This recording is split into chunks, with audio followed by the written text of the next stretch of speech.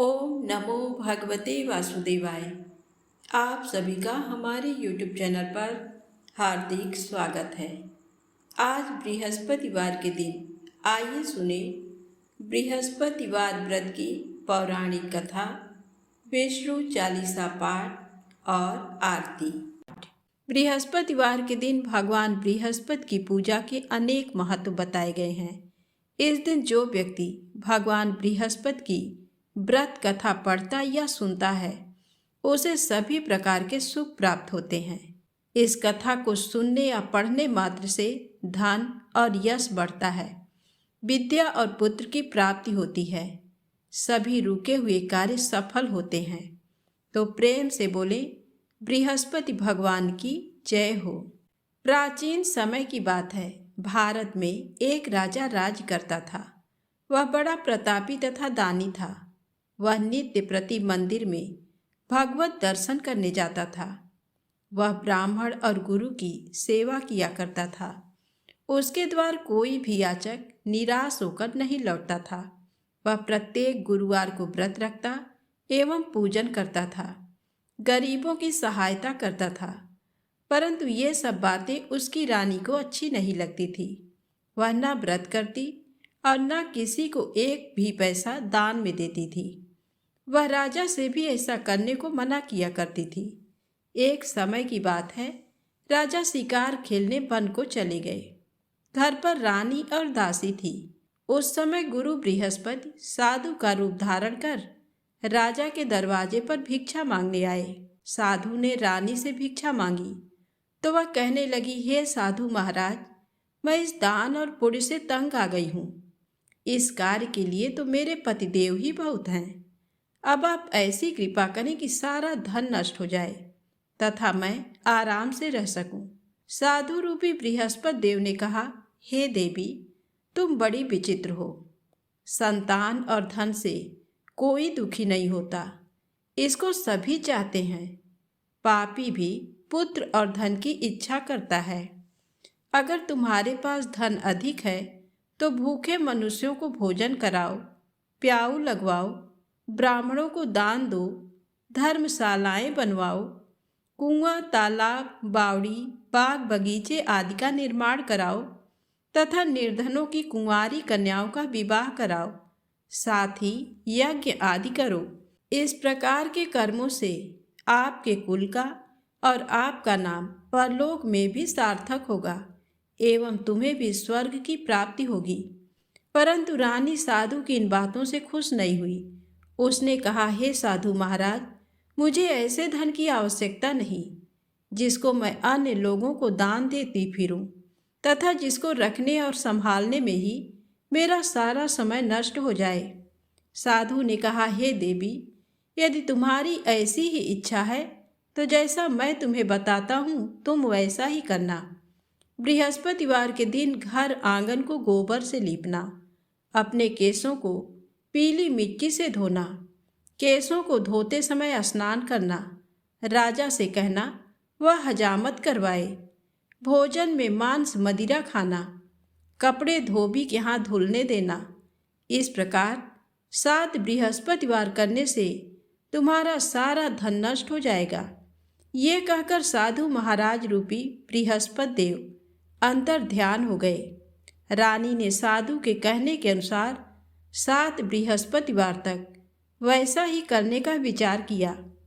साधु के बताए अनुसार कार्य करते हुए केवल 3 बृहस्पतिवार ही बीते थे कि उसकी समस्त धन संपत्ति नष्ट हो गई। भोजन के लिए दोनों समय परिवार तरसने लगा तथा सांसारिक भोगों से दुखी रहने लगा। तब राजा रानी से कहने लगा कि हे रानी, तुम यहाँ पर रहो, मैं दूसरे देश को जाता हूँ, क्योंकि यहाँ पर मुझे सभी मनुष्य जानते हैं, इसलिए मैं यहाँ पर कोई काम नहीं कर सकता। मैं अब परदेश जा रहा हूँ, वहाँ कोई काम धंधा करूँगा, शायद हमारे भाग्य बदल जाएं। ऐसा कहकर राजा परदेश चला गया। वह वहाँ जंगल से लकड़ी काट कर लाता और शहर में बेचता। इस तरह जीवन व्यतीत करने लगा। इधर राजा के बिना रानी और दासी दुखी रहने लगी। किसी दिन भोजन मिलता और किसी दिन जल पीकर ही रह जाती। एक बार जब रानी और दासी को 7 दिन तक बिना भोजन के रहना पड़ा तो रानी ने अपनी दासी से कहा, हे दासी, पास ही के नगर में मेरी बहन रहती है। वह बड़ी धनवान है। तू उसके पास जा और कुछ ले आ ताकि थोड़ी बहुत गुजर बसर हो जाए। दासी रानी की बहन के पास गई। उस दिन गुरुवार था और रानी की बहन उस समय बृहस्पतिवार व्रत की कथा सुन रही थी। दासी ने रानी की बहन को अपनी रानी का संदेश दिया, लेकिन रानी की बड़ी बहन ने कोई उत्तर नहीं दिया। जब दासी को रानी की बहन से कोई उत्तर नहीं मिला तो वह बहुत दुखी हुई और उसे क्रोध भी आया। दासी ने वापस आकर रानी को सारी बात बता दी। सुनकर रानी ने अपने भाग्य को कोसा। उधर रानी की बहन ने सोचा कि मेरी बहन की दासी आई थी, परंतु मैं उससे नहीं बोली, इससे वह बहुत दुखी हुई होगी। कथा सुनकर और पूजन समाप्त करके वह अपनी बहन के घर आई और कहने लगी, हे बहन, मैं बृहस्पतिवार का व्रत कर रही थी। तुम्हारी दासी मेरे घर आई थी, परंतु जब तक कथा होती है तब तक न तो उठते हैं और ना ही बोलते हैं, इसलिए मैं नहीं बोली। कहो दासी क्यों गई थी? रानी बोली, बहन, तुमसे क्या छिपाऊं? हमारे घर में खाने तक को अनाज नहीं था। ऐसा कहते कहते रानी की आंखें भर आईं। उसने दासी समेत पिछले 7 दिनों से भूखे रहने तक की बात अपनी बहन को विस्तार पूर्वक सुना दी। रानी की बहन बोली, देखो बहन, भगवान बृहस्पति देव सबकी मनोकामना को पूर्ण करते हैं। देखो, शायद तुम्हारे घर में अनाज रखा हो। पहले तो रानी को विश्वास नहीं हुआ, पर बहन के आग्रह करने पर उसने अपनी दासी को अंदर भेजा तो उसे सचमुच अनाज से भरा एक घड़ा मिल गया। ये देखकर दासी को बड़ी हैरानी हुई। दासी रानी से कहने लगी, हे रानी, जब हमको भोजन नहीं मिलता तो हम व्रत ही तो करते हैं, इसलिए क्यों न इनसे व्रत और कथा की विधि पूछ ली जाए ताकि हम भी व्रत कर सकें। तब रानी ने अपनी बहन से बृहस्पतिवार व्रत के बारे में पूछा। उसकी बहन ने बताया, बृहस्पतिवार के व्रत में चने की दाल और मुनक्का से विष्णु भगवान का केले की जड़ में पूजन करें तथा दीपक जलाएं, व्रत कथा सुने और पीला भोजन ही करें। इससे बृहस्पति देव प्रसन्न होते हैं। व्रत और पूजन विधि बताकर रानी की बहन अपने घर को लौट गई। 7 दिन के बाद जब गुरुवार आया तो रानी और दासी ने व्रत रखा। गुड़साल में जाकर चना और गुड़ लेकर आई, फिर उससे केले की जड़ तथा विष्णु भगवान का पूजन किया। अब पीला भोजन कहाँ से आए, इस बात को लेकर दोनों बहुत दुखी थे। चूँकि उन्होंने व्रत रखा था, इसलिए बृहस्पति देव उनसे प्रसन्न थे। इसलिए वे एक साधारण व्यक्ति का रूप धारण कर 2 थालों में सुंदर पीला भोजन दासी को दे गए। भोजन पाकर दासी प्रसन्न हुई और फिर रानी के साथ मिलकर भोजन ग्रहण किया। उसके बाद वे सभी गुरुवार को व्रत और पूजन करने लगी। बृहस्पति भगवान की कृपा से उनके पास फिर से धन संपत्ति आ गई, परंतु रानी फिर से पहले की तरह आलस्य करने लगी। तब दासी बोली, देखो रानी, तुम पहले भी इस प्रकार आलस्य करती थी। तुम्हें धन रखने में कष्ट होता था, इस कारण सभी धन नष्ट हो गया, और अब जब भगवान बृहस्पति की कृपा से धन मिला है तो तुम्हें फिर से आलस्य होता है।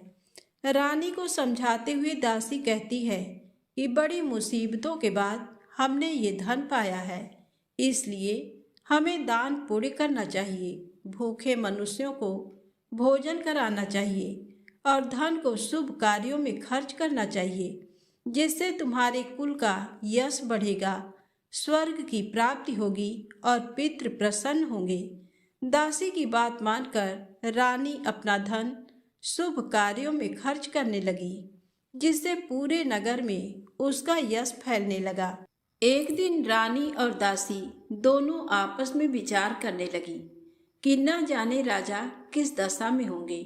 उनकी कोई खोज खबर भी नहीं है। उन्होंने श्रद्धा पूर्वक गुरु बृहस्पति भगवान से प्रार्थना की कि राजा जहाँ कहीं भी हो शीघ्र वापस आ जाएं। उधर राजा परदेश में बहुत दुखी रहने लगा। वह प्रतिदिन जंगल से लकड़ी बीनकर लाता और उसे शहर में बेचकर अपने दुखी जीवन को बड़ी कठिनता से व्यतीत करता था। एक दिन दुखी हो अपनी पुरानी बातों को याद करके वह रोने लगा और उदास हो गया। उसी समय राजा के पास बृहस्पति देव साधु के वेश में आकर बोले, हे लकड़हारे, तुम इस सुनसान जंगल में किस चिंता में बैठे हो, मुझे बतलाओ। ये सुन राजा के नेत्रों में जल भर आया। साधु की वंदना कर राजा ने अपनी संपूर्ण कहानी सुना दी। महात्मा दयालु होते हैं। वे राजा से बोले, हे राजा, तुम्हारी पत्नी ने बृहस्पति देव के प्रति अपराध किया था, जिसके कारण तुम्हारी ये दशा हुई। अब तुम किसी प्रकार की चिंता मत करो। भगवान तुम्हें पहले से अधिक धन देंगे। देखो, तुम्हारी पत्नी ने बृहस्पतिवार का व्रत प्रारंभ कर दिया है। अब तुम भी बृहस्पतिवार का व्रत करके चने की दाल व गुड़ जल के लोटे में डालकर केले का पूजन करो। फिर कथा कहो या सुनो। भगवान तुम्हारी सब कामनाओं को पूर्ण करेंगे। साधु की बात सुनकर राजा बोला, हे प्रभु, लकड़ी बेचकर तो इतना पैसा भी नहीं मिलता जिससे भोजन करने के उपरांत कुछ बचा सकूं। मैंने रात्र में अपनी रानी को व्याकुल देखा है। मेरे पास कोई साधन नहीं जिससे इसका समाचार जान सकूं। फिर मैं बृहस्पति देव की क्या कहानी कहूँ, ये भी मुझको मालूम नहीं है। साधु ने कहा, हे राजा, मन में बृहस्पति भगवान के पूजन व्रत का निश्चित करो। वे स्वयं तुम्हारे लिए कोई राह बना देंगे।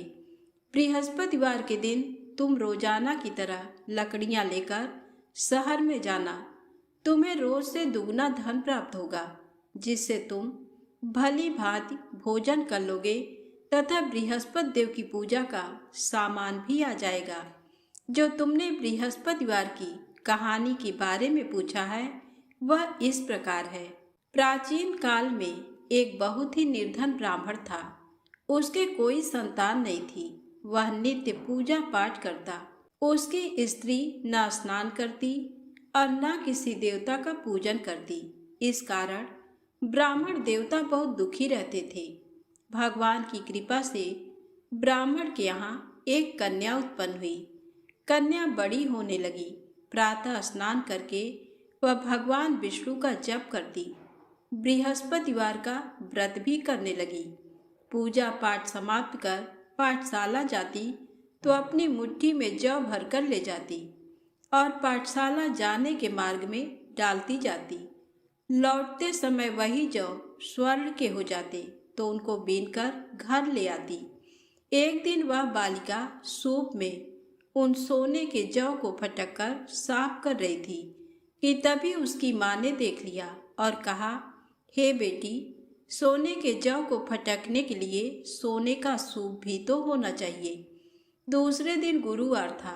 कन्या ने व्रत रखा और बृहस्पति देव से सोने का सूप देने की प्रार्थना की। बृहस्पति देव ने उसकी प्रार्थना स्वीकार कर ली।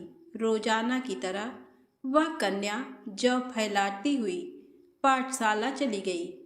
पाठशाला से लौटकर जब वह जौ बीन रही थी तो बृहस्पति देव की कृपा से उसे सोने का सूप मिला।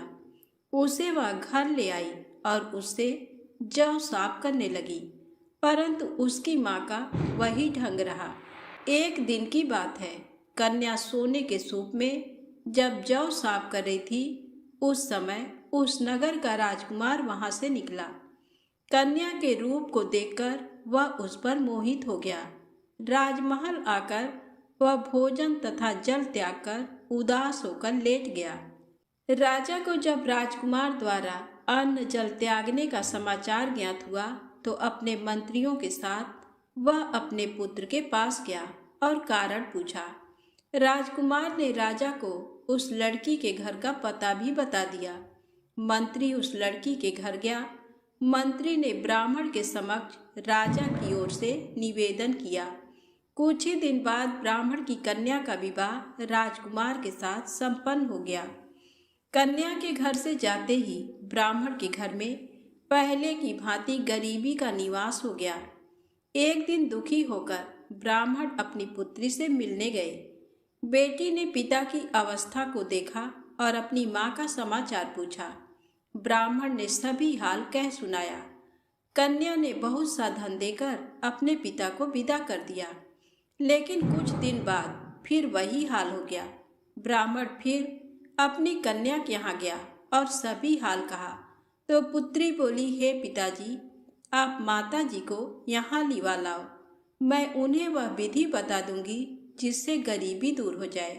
ब्राह्मण देवता अपनी स्त्री को साथ लेकर अपनी पुत्री के पास राजमहल पहुँचे तो पुत्री अपनी माँ को समझाने लगी, हे माँ, तुम प्रातःकाल स्नान आदि करके विष्णु भगवान का पूजन करो तो सब दरिद्रता दूर हो जाएगी। परंतु उसकी माँ ने उसकी एक भी बात नहीं मानी। वह प्रातःकाल उठकर अपनी पुत्री के बच्चों का बचा जूठन खा लेती थी। एक दिन उसकी पुत्री को बहुत गुस्सा आया। उसने अपनी माँ को एक कोठरी में बंद कर दिया। प्रातःकाल उसने स्नान आदि करा के पूजा पाठ करवाया तो उसकी माँ की बुद्धि ठीक हो गई। इसके बाद वह नियम से पूजा पाठ करने और प्रत्येक बृहस्पतिवार को व्रत रखने लगी। इस व्रत के प्रभाव से मृत्यु के बाद वह स्वर्ग को गई। वह ब्राह्मण भी सुखपूर्वक इस लोक का सुख भोगकर स्वर्ग को प्राप्त हुआ। इस तरह कहानी कहकर साधु देवता वहां से अंतर ध्यान हो गए। धीरे धीरे समय व्यतीत होने पर फिर बृहस्पतिवार का दिन आया। राजा जंगल से लकड़ी काटकर शहर में बेचने गया। उसे उस दिन और दिनों से अधिक धन मिला। राजा ने चना गुड़ आदि लाकर बृहस्पतिवार का व्रत किया। उस दिन से उसके सभी क्लेश दूर हुए। परंतु जब अगले गुरुवार का दिन आया तो वह बृहस्पतिवार का व्रत करना भूल गया।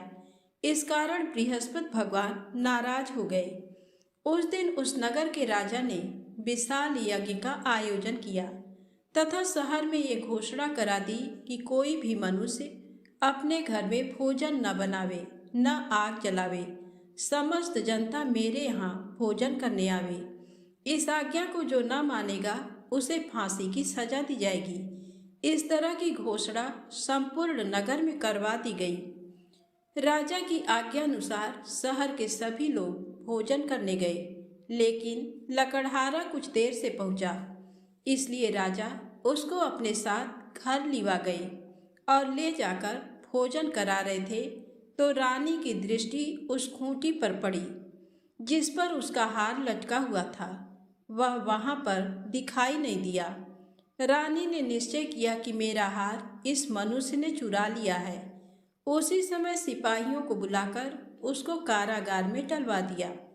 जब लकड़हारा कारागार में पड़ गया और बहुत दुखी होकर विचार करने लगा कि न जाने कौन से पूर्व जन्म के कर्म से मुझे ये दुख प्राप्त हुआ, और उसी साधु को याद करने लगा जो कि जंगल में मिला था। उसी समय तत्काल बृहस्पति देव साधु के रूप में प्रकट हुए और उसकी दशा को देखकर कहने लगे, अरे मूर्ख, तूने बृहस्पति देव की कथा नहीं करी, इस कारण तुझे दुख प्राप्त हुआ है। अब चिंता मत कर। बृहस्पतिवार के दिन कारागार के दरवाजे पर 4 पैसे पड़े मिलेंगे। उनसे तू बृहस्पति देव की पूजा करना, तेरे सभी कष्ट दूर हो जाएंगे। बृहस्पति के दिन उसे 4 पैसे मिले। लकड़हारे ने कथा कही। उसी रात्रि को बृहस्पति देव ने उस नगर के राजा को स्वप्न में कहा, हे राजा, तुमने जिस आदमी को कारागार में बंद कर दिया है वह निर्दोष है। वह राजा है, उसे छोड़ देना। रानी का हार उसी खूंटी पर लटका है। अगर तू ऐसा नहीं करेगा तो मैं तेरे राज्य को नष्ट कर लूँगा। इस तरह रात्रि के स्वप्न को देखकर राजा प्रातः काल उठा और खूंटी पर हार देकर लकड़हारे को बुलाकर क्षमा मांगी तथा लकड़हारे को योग्य सुंदर वस्त्र आभूषण देकर विदा कर दिया। बृहस्पति देव की आज्ञा अनुसार लकड़हारा अपने नगर को चल दिया। राजा जब अपने नगर के निकट पहुंचा तो उसे बड़ा आश्चर्य हुआ। नगर में पहले से अधिक बाग, तालाब, कुएं तथा बहुत सी धर्मशाला, मंदिर आदि बन गए हैं। राजा ने पूछा, ये किसका बाग और धर्मशाला है? तब नगर के सब लोग कहने लगे, ये सब रानी और बांदी के हैं। तो राजा को आश्चर्य हुआ और गुस्सा भी आया। जब रानी ने ये खबर सुनी कि राजा आ रहे हैं तो उन्होंने बांदी से कहा कि हे दासी, देख राजा हमको कितनी बुरी हालत में छोड़ गए थे। हमारी ऐसी हालत देखकर वह लौट न जाएं, इसलिए तू दरवाजे पर खड़ी हो जा। आज्ञा अनुसार दासी दरवाजे पर खड़ी हो गई। राजा आए तो उन्हें अपने साथ लिवा लाई। तब राजा ने क्रोध करके अपनी रानी से पूछा कि ये धन तुम्हें कैसे प्राप्त हुआ है? तब उन्होंने कहा, हमें ये सब धन बृहस्पति देव के इस व्रत के प्रभाव से प्राप्त हुआ है। राजा ने निश्चय किया कि 7 रोज बाद तो सभी बृहस्पति देव का पूजन करते हैं, परंतु मैं प्रतिदिन दिन में 3 बार कहानी तथा रोज व्रत किया करूँगा। अब हर समय राजा के दुपट्टे में चने की दाल बंधी रहती तथा दिन में 3 बार कहानी कहता। एक रोज राजा ने विचार किया कि चलो अपनी बहन के यहाँ हो आवें। इस तरह निश्चय कर राजा घोड़े पर सवार हो अपनी बहन के यहाँ को चलने लगा। मार्ग में उसने देखा कि कुछ आदमी एक मुर्दे को लिए जा रहे हैं। उन्हें रोककर राजा कहने लगा, अरे भाइयों, मेरी बृहस्पति देव की कथा सुन लो। वे बोले, लो हमारा तो आदमी मर गया है, इसको अपनी कथा की पड़ी है। परंतु कुछ आदमी बोले, अच्छा कहो, हम तुम्हारी कथा भी सुनेंगे। राजा ने दाल निकाली और जब कथा आधी हुई थी कि मुर्दा हिलने लग गया, और जब कथा समाप्त हो गई तो राम राम करके मनु से उठकर खड़ा हो गया। आगे मार्ग में उसे एक किसान खेत में हल चलाता मिला। राजा ने उसे देखा और उससे बोले, अरे भैया, तुम मेरी बृहस्पतिवार की कथा सुन लो। किसान बोला, जब तक मैं तेरी कथा सुनूंगा तब तक 4 हरैया जोत लूँगा। जाए अपनी कथा किसी और को सुनाना। इस तरह राजा आगे चलने लगा। राजा के हटते ही बैल पछाड़ खाकर गिर गए तथा किसान के पेट में बड़ी जोर का दर्द होने लगा। उस समय उसकी माँ रोटी लेकर आई। उसने जब ये देखा तो अपने पुत्र से सब हाल पूछा और बेटे ने सभी हाल कह दिया।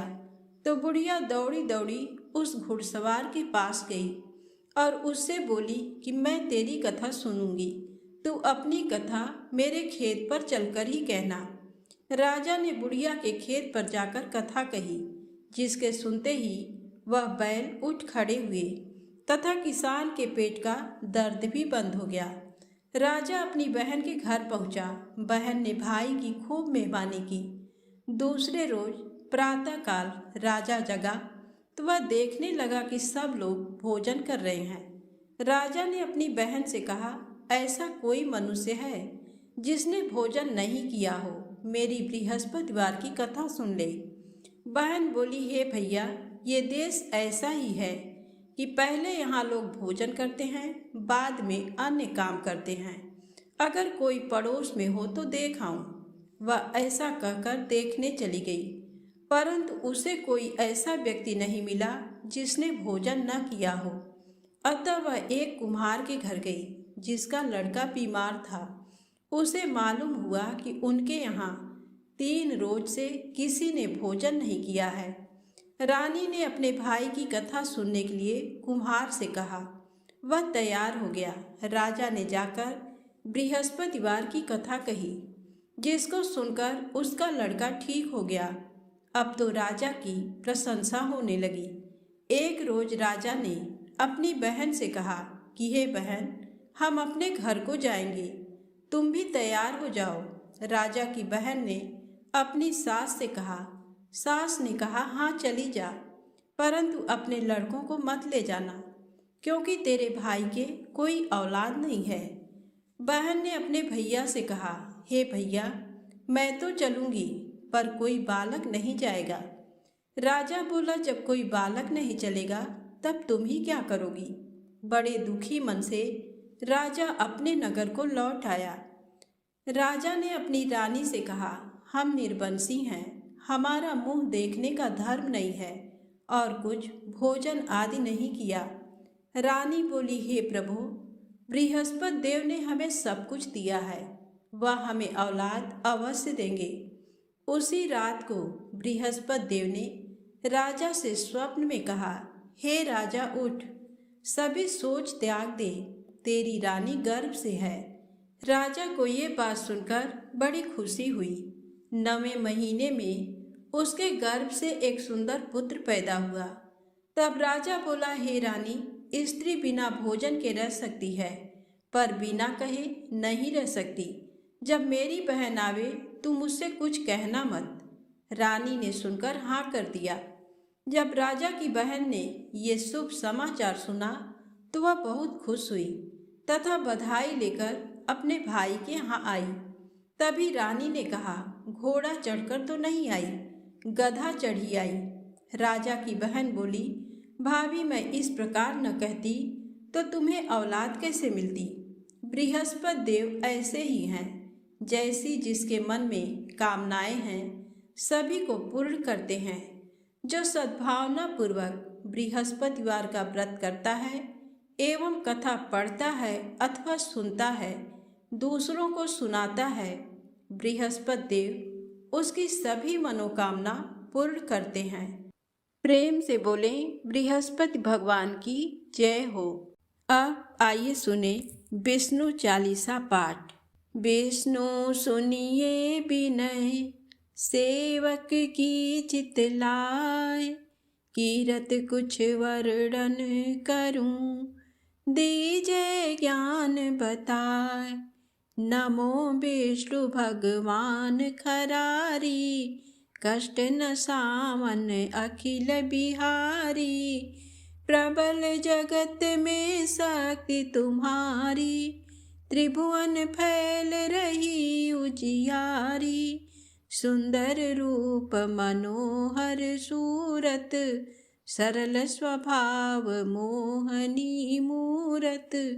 तन पर पीतांबर अति सोहत, बैजंती माला मन मोहत। शंख चक्र कर गदा बिराजे, देखत दैत्य असुर दल भाजे। सत्य धर्म मद लोभ न गाजे, काम क्रोध मद लोभ न छाजे।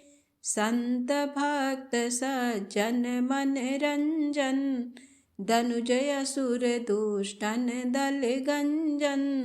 सुख उपजाय कष्ट सब भंजन, दोष मिटाय करत जन सज्जन।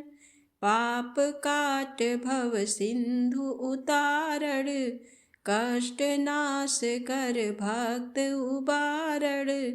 करत अनेक रूप प्रभु धारण, केवल आप भक्ति के कारण।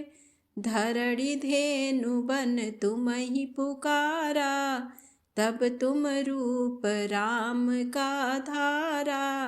भार उतार असुर दल मारा, रावण आदिक को संहारा। आप वराह रूप बनाया, हिरण्याक्ष को मार गिराया। धर्मत्स्य तन सिंधु बनाया, 14 रत्नन को निकलाया। अमिलख असुरन द्वंद मचाया, रूप मोहनी आप दिखाया। देवन को अमृत पान कराया, असुरन को छवि से बहलाया। कूर्मरूप धर सिंधु मझाया, मंदराचल गिरि तुरत उठाया। शंकर का तुम फंद छुड़ाया, भस्मासुर को रूप दिखाया।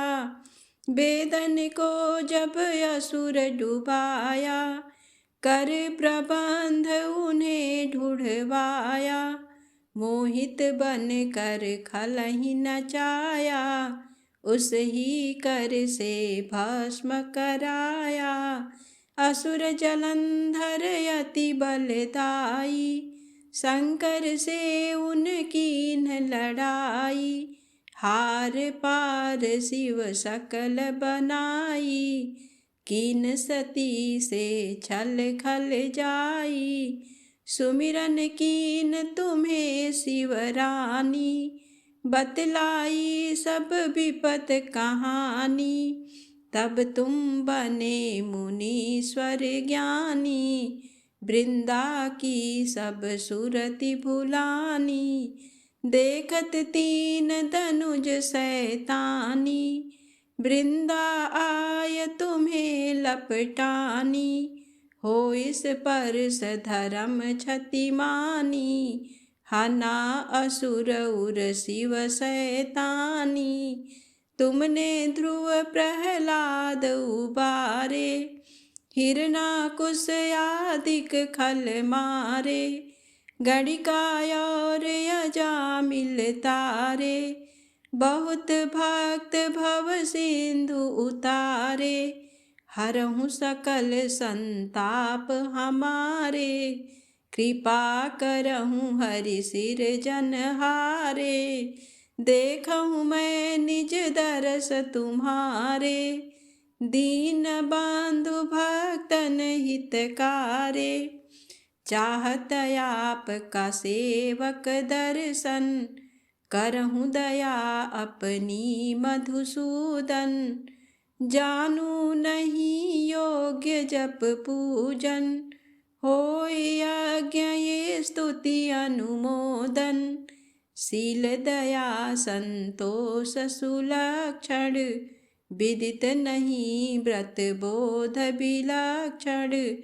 करहूँ आपका किस विधि पूजन, कुमति बिलोक होत दुख भीषण। करहूँ प्रणाम कौन विधि सुमिरन, कौन भांति मैं करहूँ समर्पण। सुर मुनि करत सदा सेवकाई, हर्षित रहत परम गति पाई। दीन दुखिन पर सदा सहाई, निज जन जान लेओ अपनाई। पाप दोष संताप नसाओ, भव बंधन से मुक्त कराओ। सुत संपत्ति दे सुख उपजाओ, निज चरणन का दास बनाओ। भक्त सदा ये विनय सुनावे, पढ़े सुने जो जन सुख पावे। प्रेम से बोले विष्णु भगवान की जय हो। अब आइए सुने बृहस्पति देव की आरती। ओम जय बृहस्पति देवा, ओम जय बृहस्पति देवा। छिन छिन भोग लगाऊं, छिन छिन भोग लगाऊं, कदली फल मेवा। ओम जय बृहस्पति देवा। तुम पूर्ण परमात्मा, तुम अंतर्यामी। जगत पिता जगदीश्वर, जगत पिता जगदीश्वर, तुम सबके स्वामी। ओम जय बृहस्पति देवा। चरणामृत निज निर्मल, सब पातक हरता।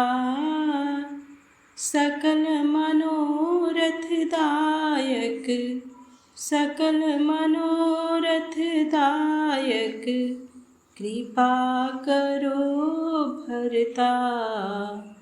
ओम जय बृहस्पति देवा, तन मन धन अर्पण कर, जो जन शरण पड़े।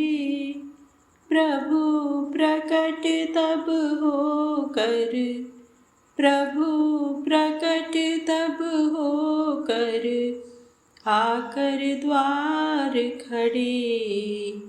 ओम जय बृहस्पति देवा, दीन दयाल दयानिधि, भक्तन हितकारी। पाप दोष सब हरता, पाप दोष सब हरता, भव बंधन हारी। ओम जय बृहस्पति देवा, सकल मनोरथ दायक, सब संशय हारो। विषय विकार मिटाओ, विषय विकार मिटाओ, संतन सुखकारी। ओम जय बृहस्पति देवा, श्री बृहस्पति जी की आरती प्रेम से जो गावे। सुख संपत्ति धन वैभव, सुख संपत्ति धन वैभव, सो निश्चय पावे। ओम जय बृहस्पति देवा। प्रेम से बोले विष्णु भगवान की जय, बृहस्पति देव भगवान की जय।